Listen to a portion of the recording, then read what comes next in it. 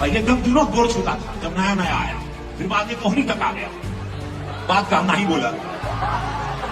Hello दोस्तों, तो आप लोग देख सकते हैं कि भोजपुरी इंडस्ट्री में कैसे कैसे लोगों की गलत बर्ताव हो रही है। खेसारी लाल यादव को पावर स्टार पवन सिंह कैसे गलत शब्द से प्रयोग कर रहे हैं, और साथ में भी नज़र आ रहे हैं रवि किशन जी, जो कि रवि किशन जी ने बोल रहे हैं कि खेसारी बहुत ही लुच्चा लफंगा है।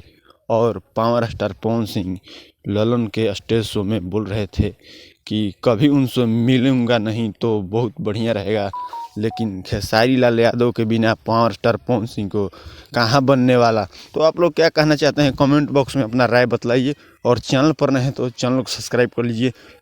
और अभी के डेट में पावर स्टार पवन सिंह और खेसारी लाल चाहे एक नहीं हो, फिर भी वो आने वाले समय में एक हो जाएंगे।